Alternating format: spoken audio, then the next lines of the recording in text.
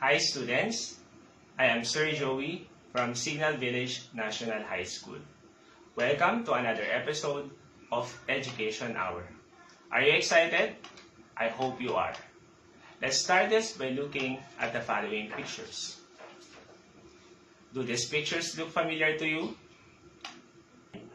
The picture shows graphs about COVID-19.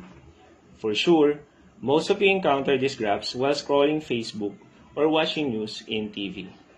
But the question is, do you know how to properly analyze graphs like this? This will be the focus of our session today. We are going to talk about two most commonly used graphs in presenting simple data, the bar graph and the line graph. Let's start with a question. What is a bar graph? Bar graph presents categorical data with rectangular bars with heights or lengths proportional to the values that they represent. It can be plotted vertically or horizontally. The bar graph on the left is an example of a vertical bar graph, while the bar graph on the right is an example of a horizontal bar graph. How about a line graph? A line graph uses lines to connect individual data points that display quantitative values over a specified time interval. The graph that you see is an example of a line graph. Let us now compare the two types of graphs. Both bar graph and line graph use x-axis and y-axis. Bar graph shows comparison between categories of data. Example, we could use it if we want to compare the number of COVID-19 recoveries by gender, while line graph shows changes in the data over a period of time. The x-axis of line graph is usually a unit of time. Example, we could use it if we want to see a trend or pattern on the number of daily COVID-19 recoveries. To further understand how to interpret graphs, let us know the important elements of the graph. First is the title. This is a very important component of a graph. The title offers a short explanation of what is in the graph. This helps the reader identify what they are about to look at. It answers the question, what is a graph all about? In our example, the graph is all about the confirmed COVID-19 cases within 5 selected regions in the Philippines as of April 22, 2020. Next is the axis labels. Axis labels are usually provided to clarify the units of measurement of the scale used in x-axis and y-axis. It answers the question, what is the unit of the scale used in x-axis or y-axis? In the example, the units of the scale used in y-axis is percentage. And lastly is the reference. Reference shows the source of the information or data.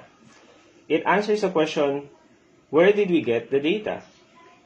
In our example, we get the data from the Wikipedia.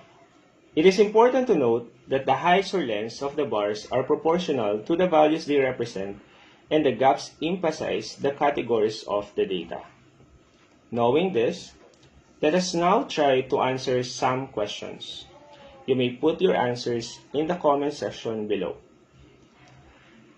In this particular graph, which region has the highest number of confirmed cases?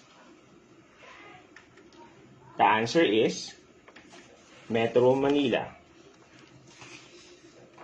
Next, which region has the lowest number of confirmed cases? And the answer is Central Luzon. This time, I will show the percentages for each category, and we will use those percentages to answer the following questions. If the total number of cases for the 5 regions is 4,883, what is the total number of cases in Metro Manila? Did you get the answer?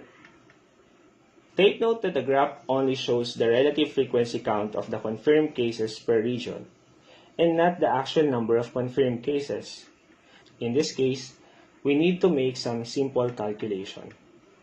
To get the total number of cases in Metro Manila, let us take the percentage of confirmed cases and convert it to decimal. So, 77.51% can be written in decimal as 7,751 10,000s. We can do this by moving the decimal point 2 units to the left. Next is we multiply it by the total number of cases for the 5 regions. 7,751 10,000s times 4,883 is equal to 3,784 and 8,133 10,000s. But since we are talking about the number of confirmed cases, we should express our answer in a whole number. So the total number of confirmed cases for Metro Manila is 3,785.